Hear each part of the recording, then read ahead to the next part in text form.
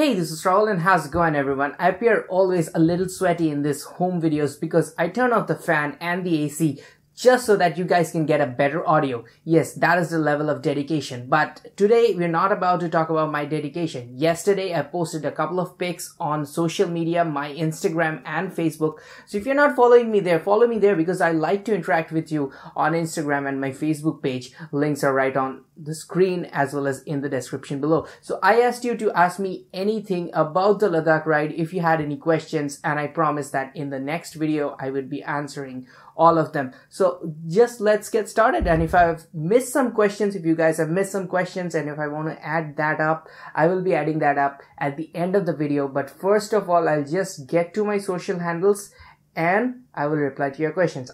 The budget of the Ladakh ride is depending upon where you start from. Let's find the distance from Delhi to Leh. If you go via Manali, it's around 1000 kilometers straight to Leh and back. So let's add another 200 kilometers for you to roam around in Leh. Let's say you want to go to Khardungla, you want to go to the Nubra Valley, you want to go to the Pangong Lake. These are the places that they visit. You see, you don't go to Ladakh and come back. Just you don't go to that single city of Leh. There are a lot of other places that you want to visit, and going there, not visiting those places, especially Pangong Lake and stuff, would be like, you know, it wouldn't serve your purpose. So let's take 2,400 kilometers of riding from Delhi to Ladakh and back. And if you go via, most people go via the Srinagar route, so that's a little longer, and let's make it 2,500 kilometers total. So you have your motorcycle's mileage, and then you can calculate how many liters of fuel you will consume. In mountains, you generally drop 20% of your mileage, because what happens is you're going on an uphill and you're also like burning up a lot of fuel. So that's there. You always have to remember that you're losing your fuel when more fuel when you're on the higher top points of the passes. So increase your bike's fuel consumption by 10 to 15% just to be on the safer side of budget calculation. So just do that and you would have an amount of how many liters you would require, and you would need to carry cash because most places don't take cards after say Keelong. The second thing is about food. Food is about 500 rupees per day. So if it's a 10-day trip, it's about 5,000. This will include cost of water, cost of a little bit of soft drink. It will not include costs of alcohol. I don't recommend you drink on the trip. Some people do that, but let's just forget it because that's not a basic cost. We're talking about the basic cost here. Food, fuel and accommodation, right? Three things. So what about accommodation? There are a lot of cheap hotels which offer around 600 to 800 rupee rooms over the night stay. So I've seen Fuzz Ride's video on that. He has been there many times, so he can tell you that you need to bargain out there with the smaller hotels, save some money. And there is like, if you're traveling in groups like 4 bikers, 5 bikers, 6 bikers, then you can go as a group and you can share rooms. If you're sharing rooms, then even if you're taking a room which is 2,000 rupee per night, which is a very decent room in those locations, and you only have to pay 1,000 per night. If you're taking a room which is 1,000 rupee per night, you're sharing it, you're only paying 500 rupees per night. So keeping it on the higher side of 500 rupees of each night, 10 days would be 5,000 rupees for accommodation, and that is considering you're not sharing. You get to very cheap hotels, spend 500-600 rupees. If you're sharing, you even can go up to 1,000 rupees per day and then share it, split it, make it 500. So let's say your accommodation would be somewhere between 5,000 to max 10,000 on accommodation. You would get good accommodation in this budget, not like the really cheap ones. You might even include, like if you are going for rooms which are 1,000 rupee per night, then you might even get a free breakfast. And the way I see it, those hotels really serve nice breakfast. So if you're gunning for a heavy breakfast, then you can ride with full it is good to have a good breakfast and then ride through, because most of the places the street side food may not be that good. So you're starting up with the hotel in a nice food and you can ride for 7-8 hours, like not 7-8, you can ride 4 hours straight without any food and you'll be still full, and you can stop next for lunch. That will also save your time. So The way I see it, if you're going for cheaper hotels, you do save money there. But if you're going for a little expensive hotel, but it has free breakfast, then you're saving one meal. So that's reducing from your 500 rupee per day food cost. So that is how I see it. And if you can see Fuzzride's video, I've linked it in the description below for how you can really save your money. I personally like to spend a little bit more while I'm on a trip, because in Leh there are nice cafeterias. There's like 200 to 300 rupee per meal, but really nice food. You can experience German, Israeli, Italian, this kind of food like we usually don't get around here. Fresh juices, nice cheese. This is something that, I really want to experience when I'm out there. I want to enjoy the local food. I want to get a little better rooms, live in a little bit of luxury. Like, you're on a holiday, you are riding hard, that's fine, but why not enjoy a little bit? So save some little bit more and really go out there and enjoy.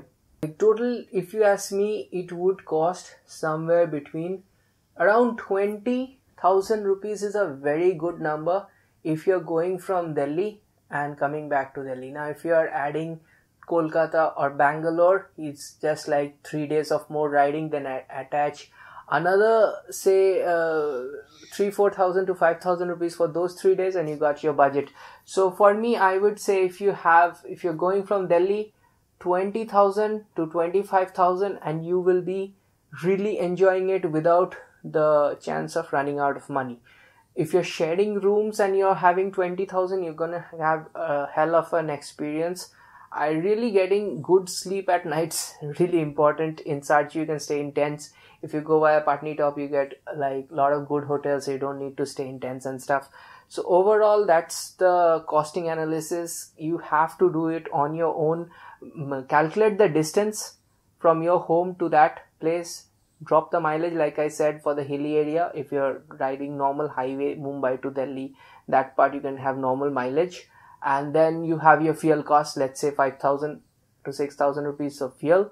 Then attach that to food, which is definitely 5,000 rupees is sufficient for 10 days.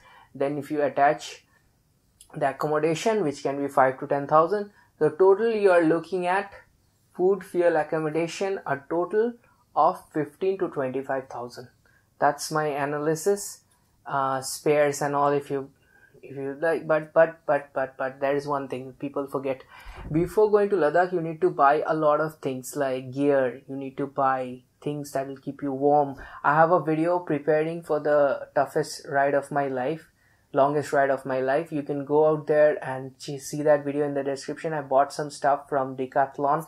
And what is Decathlon? It makes you snow gloves and stuff which will keep you warm. Some people buy their own tents. You don't need to do that, but you definitely always need to shop out before such a ride. You need to buy special like warmers if you have raincoats and stuff over your jackets.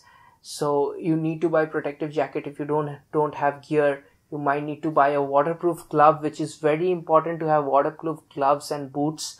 Riding waterproof gloves start from 2,000 rupees to all the way up to a lot of budget, but you can try the Royal Enfield ones. They're about 4,000, 3,500 to 4,000.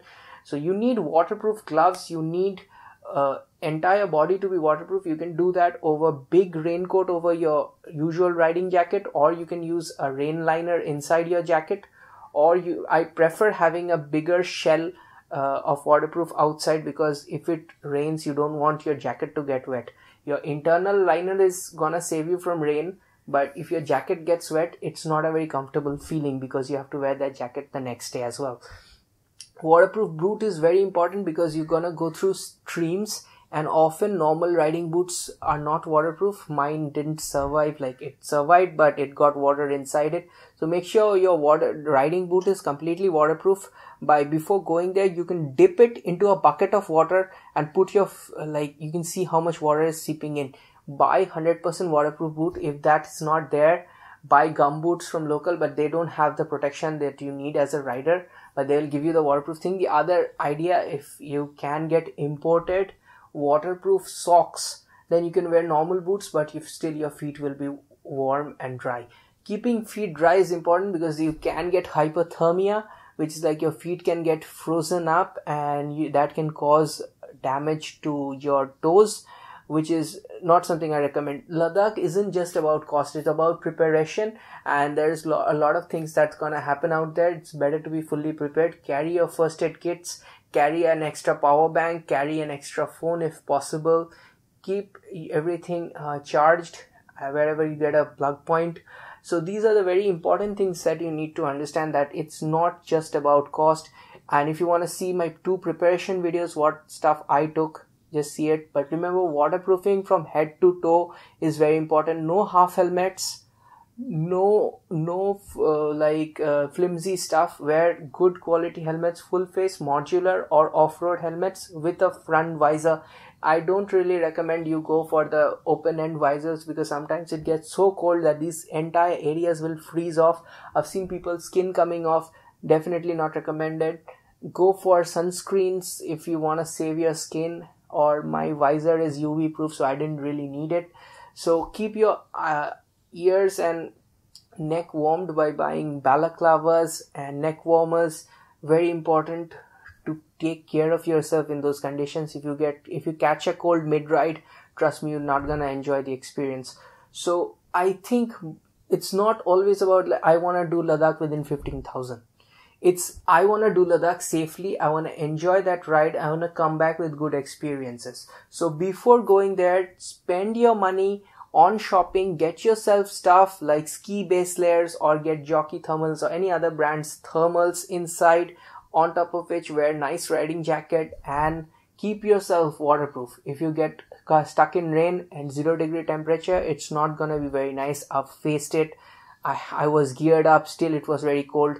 So suppose you were not geared up for it, and what you could face. I've seen a lot of people who are not properly geared up, really struggling with muscle pain and whatnot. And trust me, it's not a good experience. I got most questions in Facebook. I was actually expecting more questions on Instagram, but I got more questions on Facebook. So that's where we headed first. Avjot Singh Rajput, he has asked actually 3 or 4 questions. Let's go through them. Is Ladakh the only way to prove yourself as a biker? Why has it become a must-have video for all motovloggers? Is it just the passion? Or describe why it is so enthusiastic. So it's just a question, no hate. Is Ladakh the only way to prove yourself as a biker? That's what Navjot asks. I think it's not about proving yourself, right? So for me, Ladakh happened out of the blue moon. I got an email from Royal Enfield. They wanted me to take, it was a sponsored trip. They wanted me to travel with their team and make a video out of it. Now, I've always wanted to make travel films. If you don't remember, I talked about it about 5 months ago in one of my vlogs. So I got this opportunity to go there. It was all sponsored, so I didn't have to pay anything, and I just could go and make my film. So I work in a very stressful job. YouTube is my second job. I have another job. I work full time, so I don't get the necessary leaves from office. When I got this opportunity to do Ladakh in 8 days, I thought that I could get the leaves out and I can go out there and make an amazing film for you guys. Also experience the beauty of Himalayas, which I've always wanted to see. So for me, that was my personal reason. I've had a lot of subscriber requests, and I said, why not go out there? For others, I cannot speak about others, but definitely it's not the only way to prove yourself as a biker. And I think motorcycling in itself has got nothing to do with proving yourself. I mean, we do it for our enjoyment. I've been riding for about, I don't know, I've lost count. I started riding when I was 16, now I'm 29.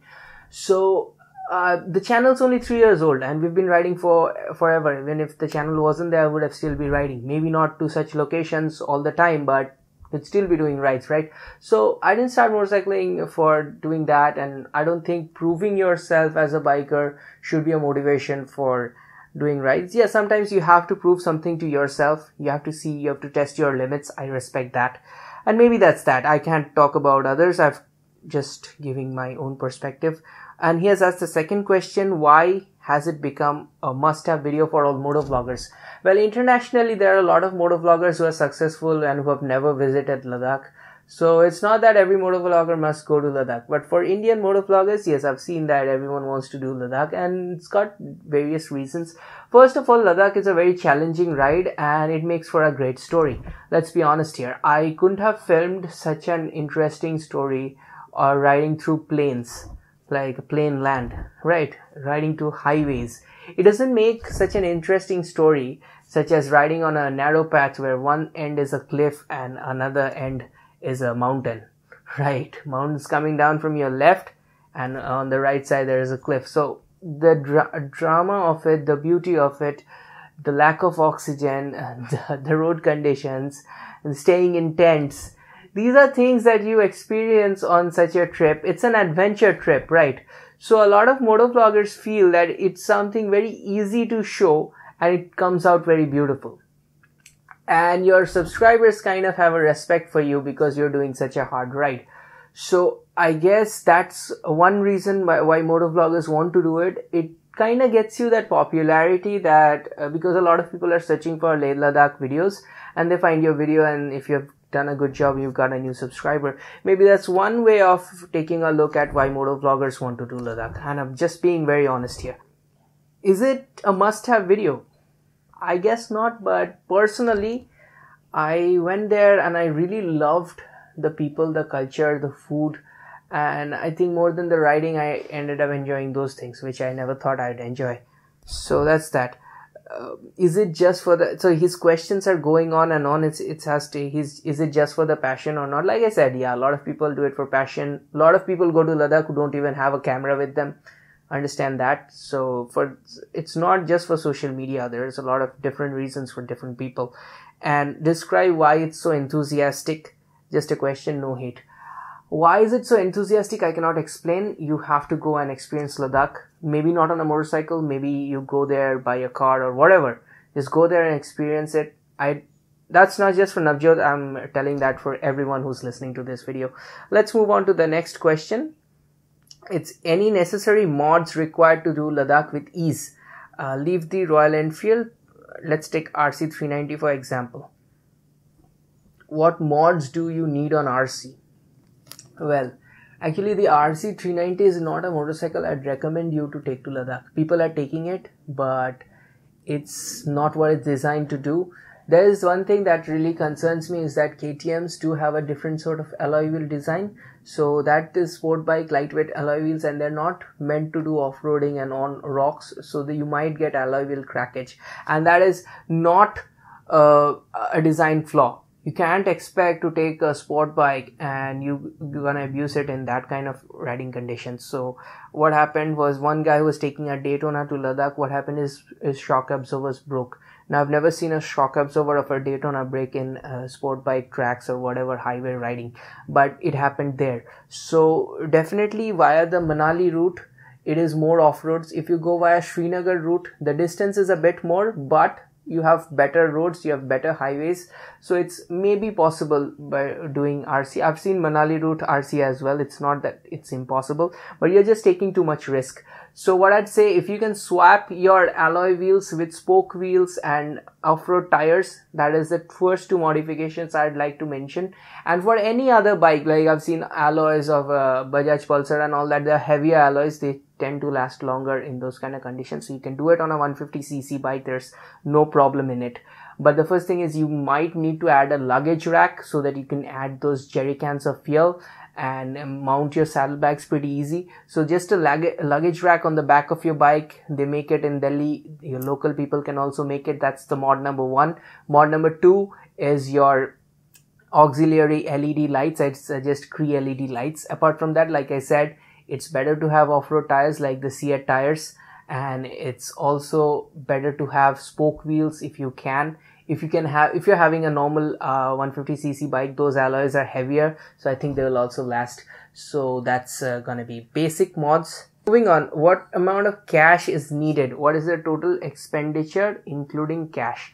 So total expenditure we'll talk about a bit later. We'll focus on that. Cash, yeah, a lot of those places don't work cards because there's no internet connection. Most of it you will be needing to carry cash, and I definitely recommend keeping cash in different locations so that if you lose one of your cash wallets, then you have some cash in your jacket, some cash maybe in your other trouser pocket, some cash maybe in your luggage, so that you don't lose one thing and lose all of your cash. That's one thing. Extra fuel cano nile. Now it's a Bengali question. What he means is why I wasn't carrying extra fuel. This is not related to the trip. Everybody needs to carry extra fuel at certain points where you don't have fuel stations. We had a truck following us which had fuel, so we were supposed to get fuel from that truck. In the morning, the truck gave us enough fuel, but there was a little bit of miscalculation from their end, and because of the bad roads, we ended up consuming more fuel, so we ran out. It was nothing big. These things happen. I'm not blaming anyone. Nobody could have seen that coming. It was only like 1 liter. If I had 1 extra liter, I could have made it, but it didn't happen. So you can understand that it's just a minor miscalculation that went with my trip. Can someone do a Bangalore ride on a Duke 250? If yes, how many days will it take to complete the whole trip, and tell me about the total expenses? Again, a question on expenses. About the bike, yeah, you can do it on a Duke 250. Like I said, better to have off-road tires and better to have that luggage rack pod. Apart from that, you can do it very easily. Days will depend upon how many days you take from Bangalore to Delhi. Then after that, from Delhi to Ladakh, it is usually, I would say 10 days is fine. Right, because in 10 days you can do most of the common tourist places, most of the scenic places. After that, what I'd like to talk about is while riding RE with spoke wheels, do you carry any extra tubes?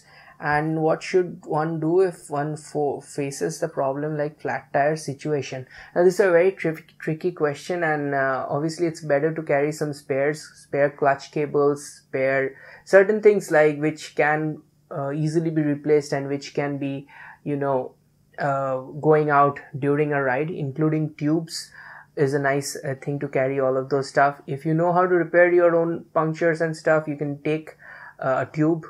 And there are like lots of small shops all around in every city, which is around 30-40 kilometers on. You would find 1 or 2 repair shops everywhere. So if you get puncture in middle of that zone, you can slowly ride your bike to the punctured area. Otherwise, you can get someone to help you, or you can call someone. If you're riding in groups, you can take another bike, leave your bike there, lock it up. Nobody steals anything out there, so that's good. You can just lock your bike, go to the nearest city, get a mechanic, come back and get it repaired. It's gonna waste a lot of your time, but that is why it is an adventure trip and these things happen. So yeah, it is better to have your own spares so that the mechanic, even if he doesn't have the spares, he can repair your bike with your spares. So is it possible with a Pulsar RS200? Yeah, it is possible. Like I said, any 150cc motorcycle can do it.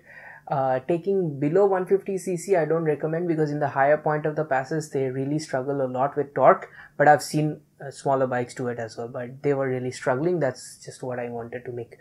Shomajit Das is saying to make a live session. He doesn't have a question. I do a live session on Instagram. Follow me there. And if you have more questions, I can answer on Instagram or Facebook. Or you can put it down in the comment section below. I will answer. That's not a problem. Kiranjit Das is saying, are there any shops available to repair bike along the route? Yes, there are lots of shops. Small mechanics are there. In Leh, there is the official Royal Enfield service station. So if you have a small problem, you can get it checked up to Leh if you reach Leh. If you don't reach Leh, there is a lot of mechanics in every city. If you're going by Manali, there's going to be repair shops in Manali, Keelong, Sarchu, Pang, everywhere they have small mechanic shops. You can take care of the smallest of smallest problems. If something big happens, if you crash, then you'd have to call in for tow truck service, which will take a lot of time, but it's still doable. There is that service available. So you better, when you check into a city, try to get the numbers from the hotel you're staying. So for any sort of assistant, whom do you call, that sort of stuff. I don't have that information since we had our own backup vehicles.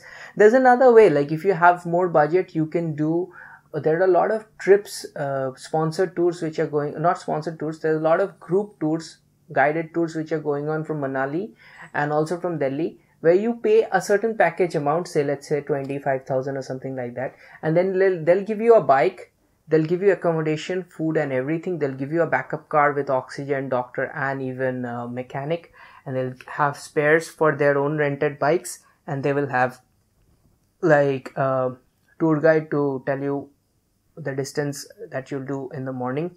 So you'll have a good rider's briefing in the morning. I like the Royal Enfield own experience which we did was only limited to if you own Royal Enfield bikes, but their rides, I will leave a link on the website. So if you do that, you'll be completely free about thinking about breakdown and shit. So if you take the Royal Enfield experience or any other guided tour for that matter, you will be free from all that worries, and you can just focus on your ride.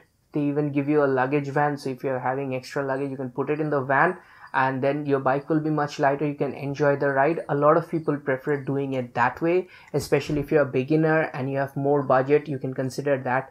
Honestly, you'd enjoy the ride more. It may not be as adventurous, but you'd enjoy the ride more. That's just my personal opinion. Ravi Utkarsh KGR is asking, do you think Ladakh is overrated? I used to think that way, but after going there, I've never seen such beauty in my entire life. The snow, I mean, going through all of those high mountain passes, there's a beautiful lake below you. There is those high mountain peaks with the peaks covered in snow, and the people, the smiling people, the food, the peace that kind of spreads through the valley in Leh because of the monasteries and the Buddhist culture. If you take a look at it from that point of view, looking at all of those things, which I don't think anywhere else in India you would find that. So it's not overrated. I mean, it's definitely worth the hype that it's getting. That's what I think, especially through the Manali route, which is more, you'd ride on roads where you wouldn't see a motorcycle for the next 5 kilometers, and then you'd find one biker coming from the other way waving at you. And the biking culture, the brotherhood, everybody helps each other out because it's very difficult. Sometimes you need help. And I think for all that, it's not overrated. Definitely not. Please upload about Royal Enfield Himalayan. I will do that. I'm waiting for the next version to come, the BS4 one.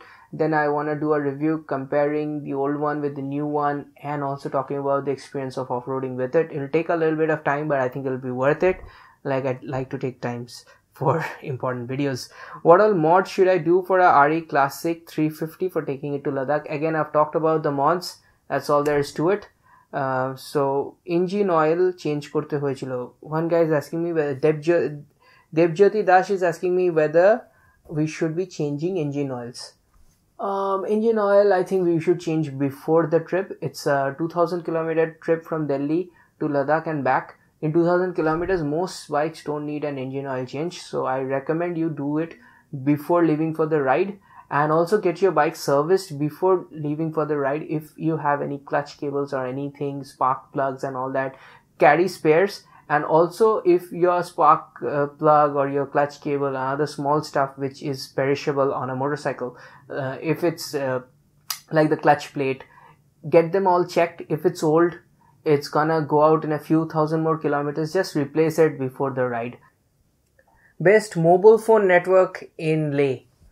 Airtel postpaid was working, BSNL postpaid was working. Due to terrorism concerns, prepaid phones do not work in Kashmir, so only postpaid connections, that to Airtel and BSNL, was working in Leh. In Manali and stuff, after Manali you tend to lose network, and you don't even have any network.